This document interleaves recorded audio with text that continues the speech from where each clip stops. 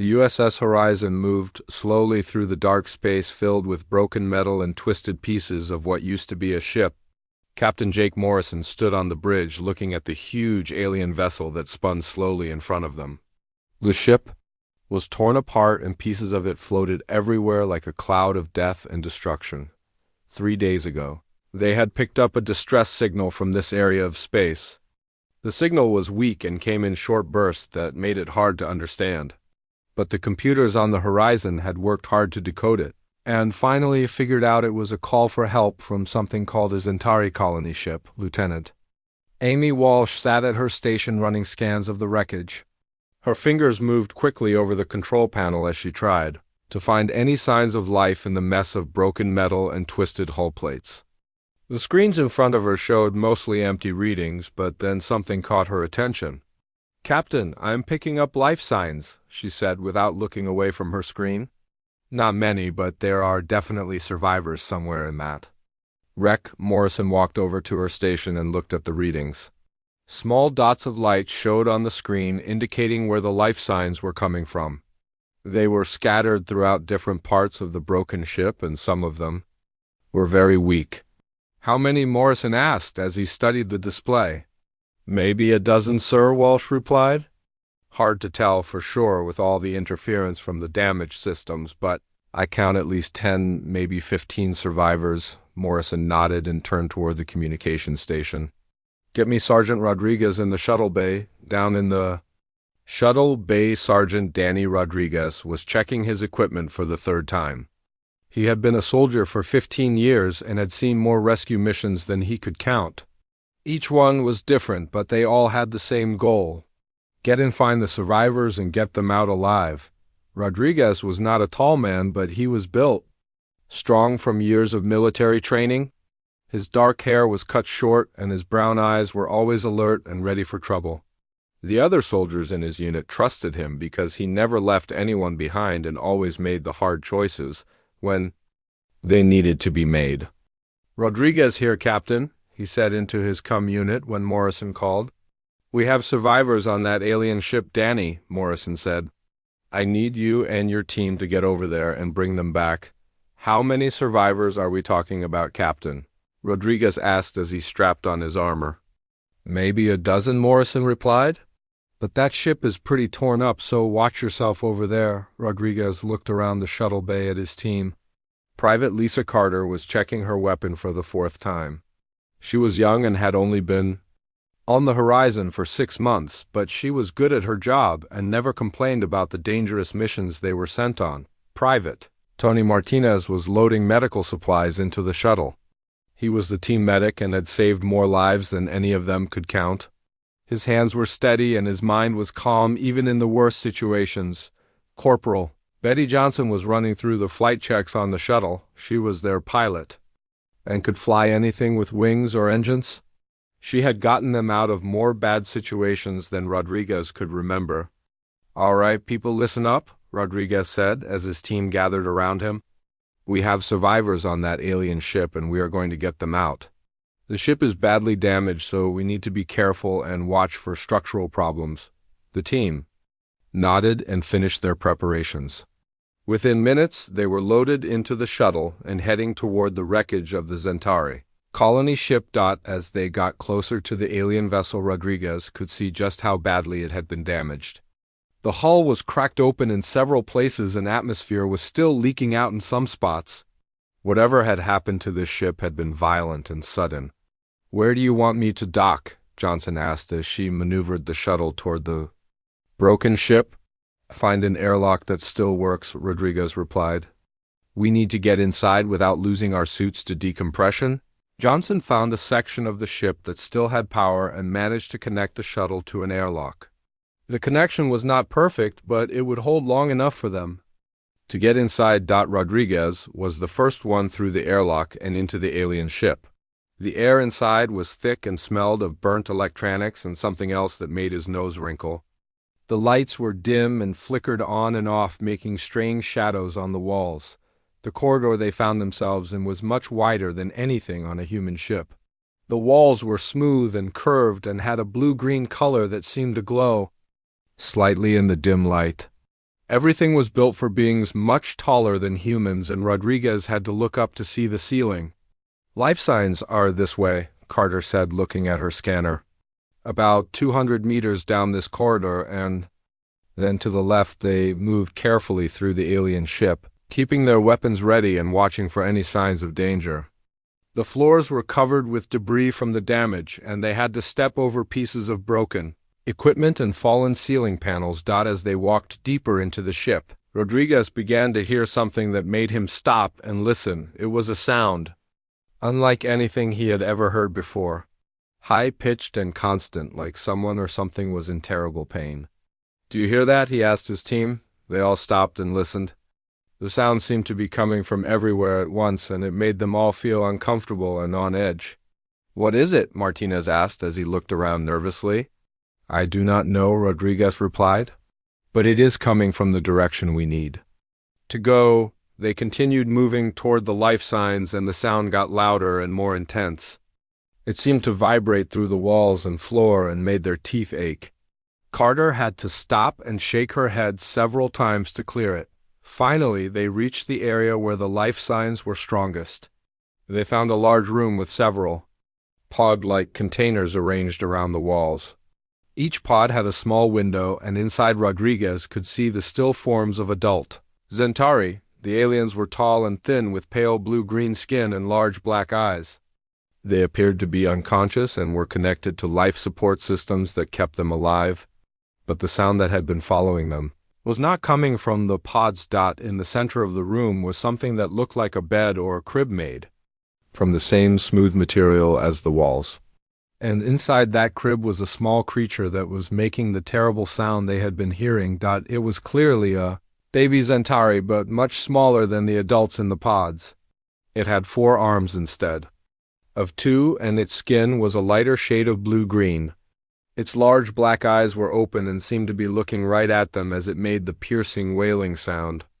"It is just a baby," Carter said as she lowered her weapon. Rodriguez approached the crib carefully. The infant was no bigger than a human toddler, and it was thrashing around with its 4 arms flailing wildly. Every few seconds it would let out another ear-splitting cry that made all of them wince and step back. The baby seemed healthy enough, but something was clearly wrong. It was in distress, and nothing they could see explained why it was making such a terrible sound. "We need to get it back to the ship," Rodriguez decided. "Medical can figure out what is wrong with it," but as they prepared to move the infant, the crying got even louder and more intense.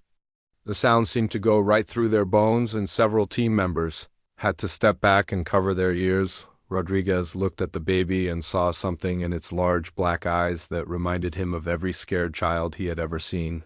It was afraid and alone, and did not understand what was happening to it. He reached out slowly, and the baby's eyes followed his movement. For just a moment the crying stopped, and they looked at each other. Then the wailing started again, even louder than before. The shuttle bay doors of the USS Horizon opened with a loud hiss as Rodriguez and his team returned from the alien ship. The moment they stepped onto the deck, the terrible crying sound filled the entire bay. Every person working in the area stopped what they were doing and covered their ears. Rodriguez carried the alien baby in a special container that Martinez had rigged up from medical supplies. The container was supposed to muffle sound, but it did nothing to stop the piercing wails that came from the small creature inside. The baby had not stopped crying for even 1 minute during the trip back to the Horizon. "Get that thing to medical." "Bay now," shouted Chief Petty Officer Wayne Brooks over the noise.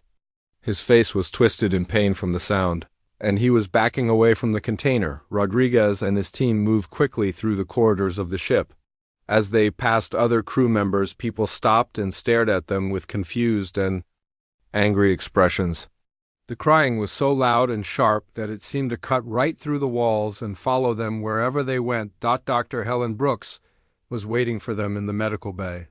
She was a tall woman with gray hair and kind eyes who had been the ship's doctor for over 10 years. She had seen many strange things in her time, but nothing had prepared her for the sound that filled her medical bay. "Put it on the examination table," she shouted over the noise. "I need to run some scans." Rodriguez carefully lifted the baby out of the container and placed it on the soft surface of the examination table. The moment the baby was out of the container, the crying became even louder. The sound bounced off the walls of the medical bay and seemed to get stronger with each echo. Dr. Brooks tried to run her medical scanner over the baby, but the sound was so intense that she could barely think. Her hands shook as she tried to read the results on the small screen. The baby's forearms were moving wildly, and its large black eyes were wide open as it continued to wail. "What do the scans show?" Rodriguez asked as he tried to get closer to the examination table.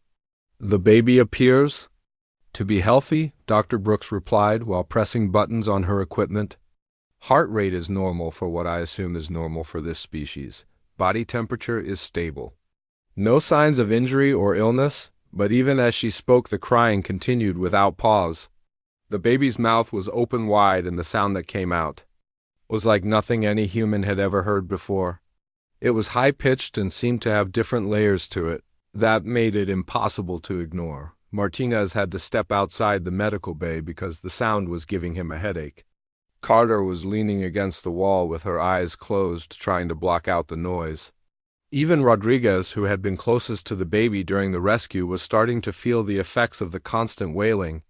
"There has to be something wrong with it," Dr. Brooks said as she continued her examination. "Babies do not cry like this unless they are in pain or distress." She checked the baby's temperature again and looked for any signs of injury or disease. She ran blood tests and scanned its brain activity and checked its breathing and heart rate. Everything came back normal, but the crying never stopped. Captain Morrison arrived in the medical bay after receiving reports that the noise was affecting the entire ship. He had to shout to be heard over the baby's wails, and his face showed the strain of trying to concentrate with the constant sound. "How long has it been crying?" he asked Dr. Brooks. 6 hours straight," she replied.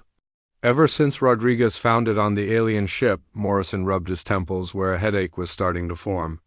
"Is there anything you can do to make it stop?" "I have tried everything I can think of," Dr. Brooks said. "Food, water, different temperatures, different lighting.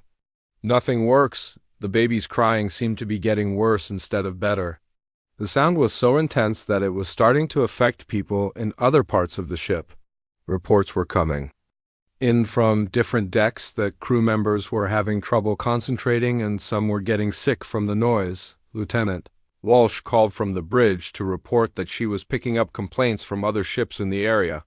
Somehow, the baby's crying was being transmitted through subspace, and other vessels could hear it even though they were thousands of kilometers away. "This is impossible," Morrison said as he tried to think of a solution. "How can one small creature make this much noise?" Rodriguez watched the baby as it continued to cry. Its forearms were moving in what looked like random patterns, but something about the movement seemed familiar. The baby's large black eyes would look around the room and then focus on different people as if it was trying to communicate something. "Maybe it is not random," Rodriguez said quietly. "What do you mean?" Dr. Brooks asked. "The crying," Rodriguez replied, "and the way it moves its arms. Maybe it is trying to tell us something." Dr. Brooks looked at the baby again and noticed that Rodriguez was right. The movements were not random at all. The baby would move its arms in certain patterns and then look at them as if waiting for a response. When no response came, it would cry even louder. "You think it is trying to communicate?" she asked. Rodriguez nodded. "Look at its eyes. It is watching us. It knows we are here, and it is trying to get our attention, as if responding to Rodriguez's words." The baby's crying changed slightly. Instead of one continuous wail, it began to make different sounds that almost seemed like it was trying to form words.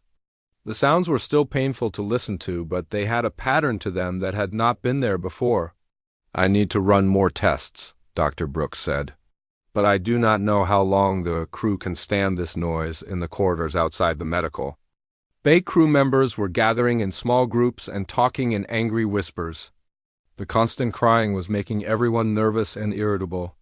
People were snapping at each other and arguments were breaking out over small things. Private Martinez came back into the medical bay with his hands pressed against his ears. "The whole ship is going crazy," he said. People are ready to throw that thing out in airlock. Rodriguez looked at the baby and saw that it was watching him again. Its large black eyes seemed to be pleading with him to understand something. The crying continued, but there was something desperate about it now, as if the baby knew that time was running out. "We have to figure this out," Rodriguez said. "This baby is not just crying because it is upset.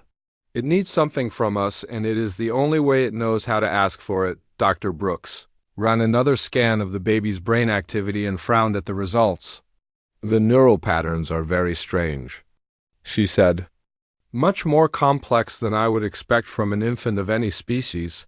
The baby's crying reached a new level of intensity, and several alarms went off in the medical bay. The sound was so loud that it was interfering with the ship's electronic systems and causing power fluctuations throughout the horizon. "We are running out of time," Morrison said. "If we cannot figure out how to stop this noise, I may have to make some very difficult decisions." Rodriguez knew what the captain meant. If the baby's crying continued to affect the ship and crew, something would have to be done. But looking at the small creature on the examination table, Rodriguez felt that giving up was not an option. "Give me more time," he said. "I think I'm starting to understand what it wants." Rodriguez had been sitting beside the crying alien baby for 2 hours straight. The sound was like knives stabbing into his brain, but he forced himself to stay focused on the small creature. Dr. Brooks had given him pain medication for his headache, but it barely helped against the constant wailing. The baby's forearms continued to move in patterns that seemed almost like it was trying to reach for something.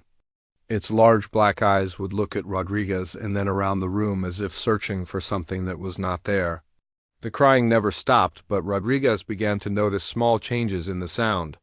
"It is not crying because it is hurt," Rodriguez said to Dr. Brooks, who was running yet another scan. "Look at the way it moves its eyes.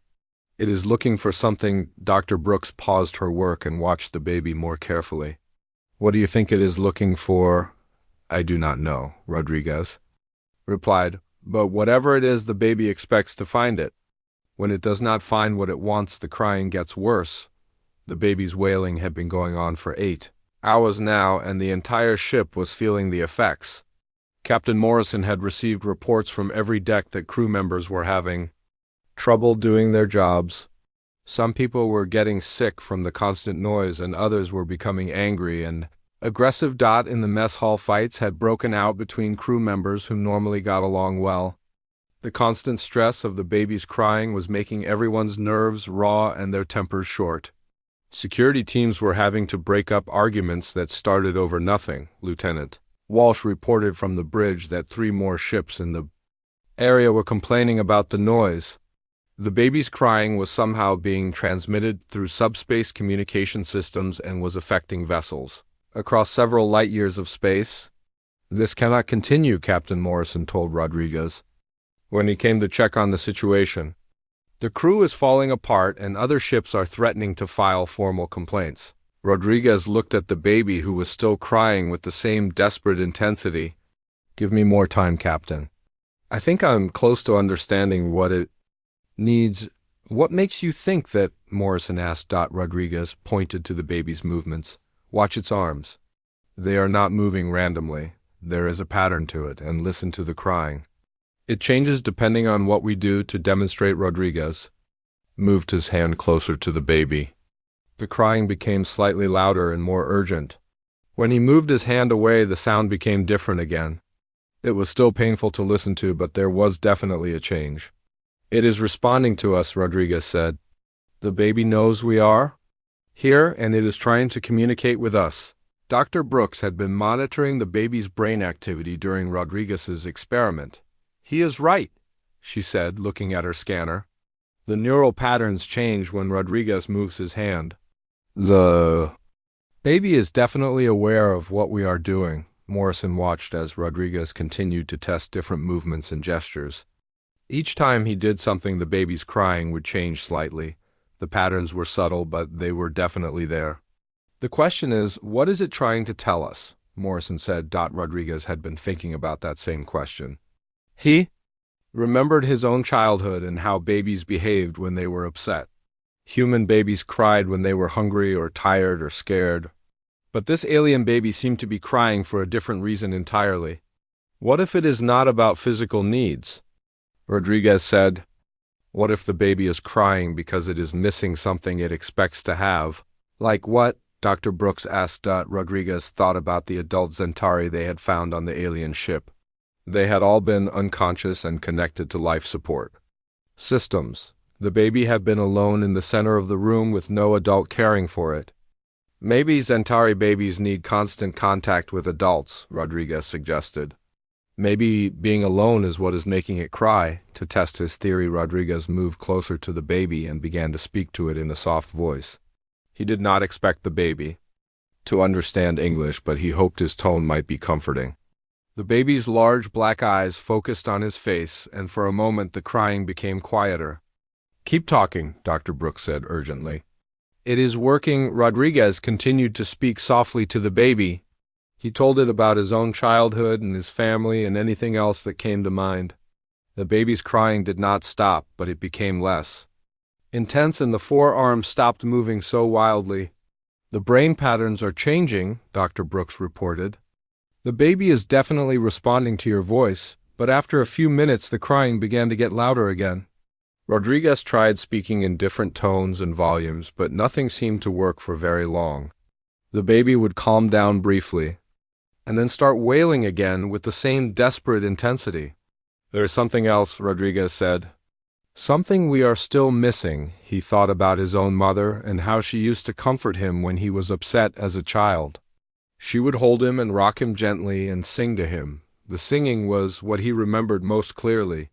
Simple songs with easy melodies that made him feel safe and loved. Without really thinking about it, Rodriguez began to hum a tune that his mother had sung to him many years ago. It was an old song about a mockingbird, and he could barely remember the words. But the melody was still clear in his memory. The effect on the baby was immediate and dramatic. The crying stopped completely, and the baby's forearms began to move in slow, gentle patterns. Its large black eyes focused on Rodriguez's face and seemed to be listening intently to the humming. That is it, Dr. Brooks said excitedly.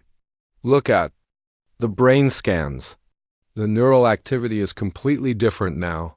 Rodriguez continued to hum the simple melody, and the baby remained quiet and calm. Its arms moved in what looked almost like a dance, and its eyes never left Rodriguez's face. For the first time since they had found it, the baby seemed peaceful and content. It needs music, Rodriguez said quietly, so as not to disturb the baby. Or at least rhythmic sounds. That is what it was looking for. The silence on the ship was so sudden and complete that it seemed strange after hours of constant crying. Crew members throughout the horizon stopped what they were doing and listened to the blessed quiet. Some of them actually cheered when they realized the crying had stopped, but Rodriguez knew that his discovery was only the beginning. The baby had stopped crying for now, but he could not hum to it forever. They needed to understand why rhythmic sounds were so important to the baby and what it meant for caring for the alien infant. How long can you keep that up? Captain Morrison asked. Not long, Rodriguez replied, still humming softly. But at least now we know what it needs. As if to prove his point, Rodriguez stopped humming for just a moment to answer the captain. Immediately, the baby began to cry again with the same desperate intensity as before. Rodriguez quickly resumed his humming, and the baby calmed down once more. We need to find a way to provide what it needs on a constant basis, Dr. Brooks said. But first we need to understand why music is so important to this species. Rodriguez nodded while continuing to hum. He had solved one part of the puzzle, but there were still many questions that needed answers. The most important question was whether the adult Zentari on the alien ship would be able to provide the care that the baby needed. We should try to wake up the adults, Rodriguez suggested. They might be able to explain what the baby needs, but for now Rodriguez continued to hum the simple melody that kept the alien baby calm and quiet. The song brought back memories of his own childhood and his mother's gentle voice. He wondered if somewhere in the vast universe there were Zentari mothers who sang similar songs to their own children. The baby's eyes remained fixed on Rodriguez's face as if it understood. that he was the source of the comfort it had been desperately seeking. Its forearms moved in gentle patterns that seemed to match the rhythm of his humming. For the first time since the rescue mission began, Rodriguez felt like they might actually be able to help the small alien creature. News of Rodriguez's discovery spread through the USS Horizon faster than the captain could send official reports. Within an hour of the baby stopping its crying, crew members were volunteering to help take care of the alien infant. The sudden silence after 8 hours of constant wailing felt like a miracle to everyone on board. Private Carter was the first to ask if she could try helping with the baby. She had always been good with children and had younger siblings back on Earth. Dr. Brooks was hesitant at first, but Rodriguez convinced her to let Carter give it a try. Just remember that if the crying starts again, you need to begin making rhythmic sounds immediately, Rodriguez told Carter as she approached the examination table. The baby seems to need constant audio stimulation. Carter nodded and looked down at the small alien creature. The baby's forearms were moving slowly, and its large black eyes tracked her movements with obvious intelligence. She began to hum a song she remembered from her childhood. About a river flowing to the sea. The baby responded well to Carter's humming, but she noticed something interesting. When she changed the rhythm or tempo of her humming, the baby's arm movements would change to match. It was as if the infant was trying to dance along with the music she was making. "Look at this," Carter said excitedly. "The baby is copying my rhythm." Dr. Brooks observed the interaction and recorded everything on her medical scanners. The baby's brain activity showed patterns she had never seen before in any species. The neural pathways seemed to be developing in real time as it listened to Carter's humming. "This is incredible," Dr. Brooks said. "The baby's brain is actually growing new connections." While we watch, Rodriguez had been thinking about what this discovery might mean. If Centauri babies needed rhythmic stimulation for their brain development, then being alone without adult care would be devastating for them. The baby they had rescued might have suffered permanent damage if they had not figured out what it needed. Captain Morrison arrived in the medical bay to see the progress for himself. The baby was calm and quiet as Carter continued to hum different melodies. Its forearms moved in complex patterns that seemed to respond to every change in rhythm and tone. "How long has it been quiet?" Morrison asked. 2 hours, Dr. Brooks replied. "As long as someone is making rhythmic sounds, the baby remains calm and alert." Morrison watched as Carter experimented with different types of sounds. She tried clapping her hands in rhythm, and the baby's arms moved faster. When she slowed down the rhythm, the baby's movements became more gentle and flowing. "It is learning," Morrison observed. "The baby is not just listening to the sounds. It is participating in them." Rodriguez nodded. "I think this might be how their species develops communication skills. Through rhythmic interaction with adults." Dr. Brooks had been studying the brain scans and was amazed by what she was seeing. "The neural development is happening incredibly fast," she said. "In just 2 hours, the baby's brain has formed new pathways that were not there before." The baby seemed to enjoy the attention it was getting from the humans. Its large black eyes would focus on whoever was making sounds, and its arm movements became more elaborate when it had an audience. There was definitely intelligence behind those alien features. Private Martinez volunteered to take the next shift caring for the baby. He had always been musical and could play several instruments. When he began to create complex rhythms using his hands on the medical equipment, the baby responded with what could only be described as excitement. "This is more than just needing background noise," Martinez said as he watched the baby's enthusiastic response. "This is how they communicate. This is their language." The baby's arm movements became increasingly sophisticated as Martinez created more complex rhythmic patterns. It was as if the infant was trying to have a conversation using movement and rhythm instead of words. Captain Morrison made the decision to try to wake up the adult Centauri on their damaged ship. If the baby needed this type of stimulation for proper development, then the adults would know much more about how to provide it correctly. "Dr. Brooks, I want you to go back to the alien ship and see if you can safely revive one of the adult survivors," Mortared. We need to understand more about this species and how to properly care for their young. Dr. Brooks gathered her medical equipment and prepared to return to the Zentari vessel. Rodriguez volunteered to go with her along with Martinez, who could help with any medical emergencies that might arise. Before they left, Rodriguez spent time teaching other crew members how to care for the baby. He showed them the types of rhythms that worked best and how to recognize when the baby was getting distressed. The key is to keep the sounds constant, Rodriguez explained. If there is too much silence, the crying will start again immediately, Lieutenant. Walsh volunteered to help coordinate a schedule, so that someone would always be available to provide the rhythmic stimulation the baby needed. She organized the crew into shifts and made sure that each person knew what to do. Back on the alien ship, Dr. Brooks worked carefully to revive one of the adult Zentari. She chose a female who appeared to be in the best physical condition and slowly brought her out of the induced coma state. The adult Zentari was much larger than the baby, with the same pale blue-green skin and large black eyes. When she first woke up, she seemed confused and disoriented. But the moment Dr. Brooks mentioned the baby, the alien became fully alert. Through the translation system on Rodriguez's suit, the Zentari female explained that her name was something that sounded like flowing water. She was the baby's mother and had been unconscious since the ship was damaged 3 days ago. "The little one," she said in a voice that had musical qualities even through the translator. "Is the little one safe?" "The baby is safe," Rodriguez assured her. "But we had trouble understanding what it needed until we discovered that it responds to rhythmic sounds." The Zentari mother's large eyes showed relief and something that might have been gratitude. "You gave the little one rhythm songs?" she asked. "We hummed and made musical sounds," Rodriguez replied. "The baby stopped crying when we did that. The alien mother began to make sounds that were incredibly complex and beautiful."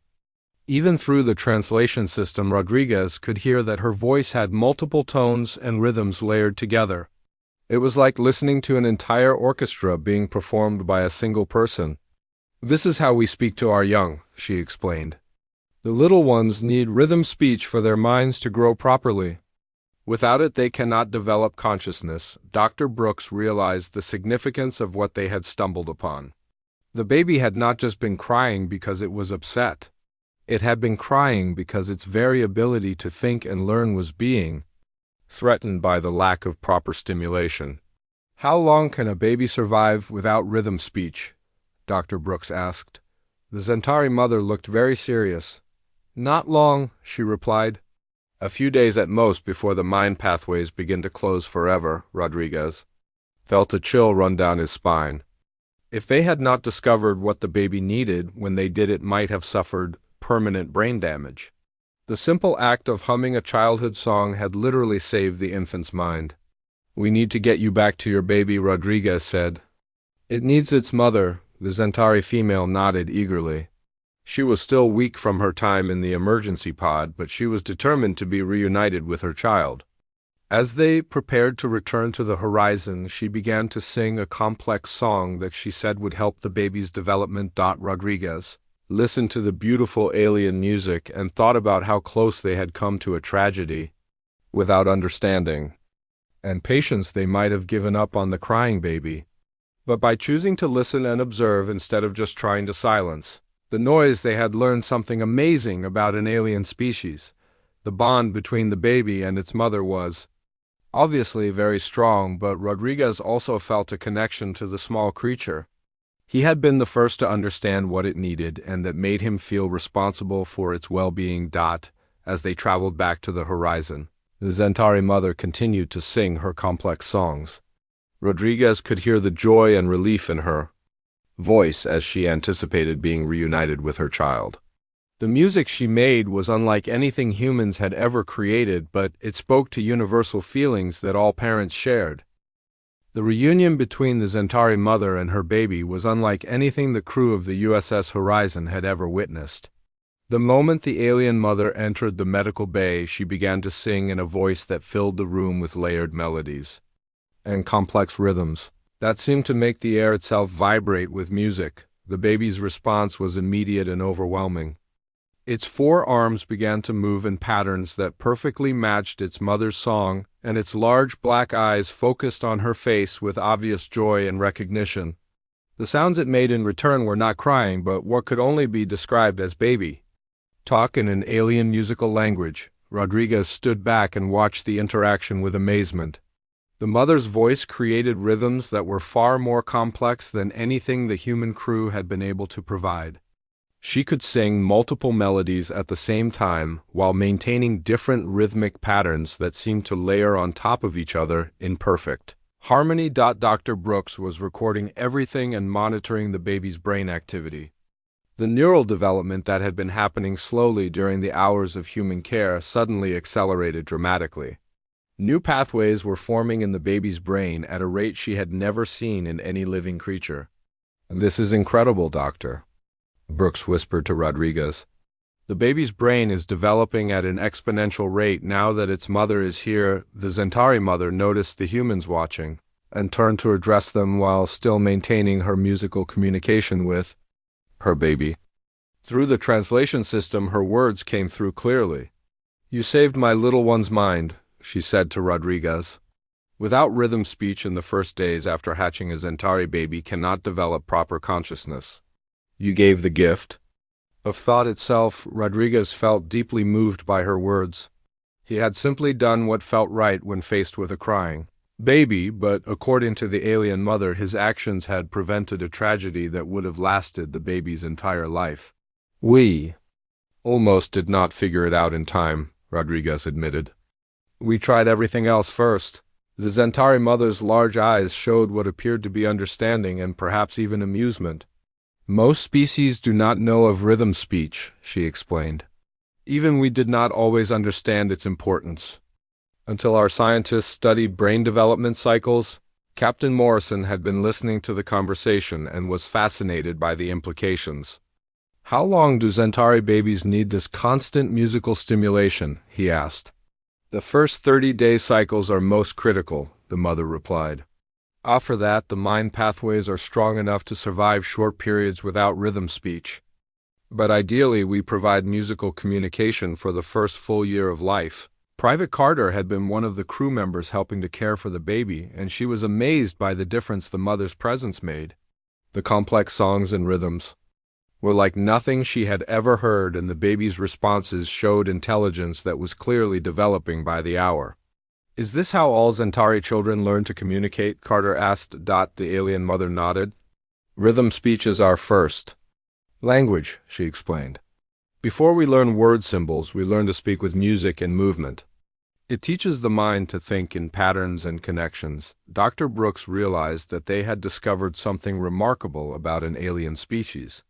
The Zentari had evolved a form of communication that was fundamentally different from human language, but served the same purpose of allowing complex thoughts and emotions to be shared between individuals. The baby was now making sounds that were clearly responses to its mother's songs. The little creature's four arms moved in intricate patterns that seemed to have meaning and purpose. It was having its first real conversation in its native language. "Will the other adult survivors be able to recover?" Rodriguez asked the mother. "They should wake naturally now that the little one is no longer in distress," she replied. The sound of a baby crying in terror affects all adult Zentari very deeply. It forced them into protective unconsciousness. As if responding to her words, reports began coming in from the alien ship that the other Zentari survivors were beginning to wake up.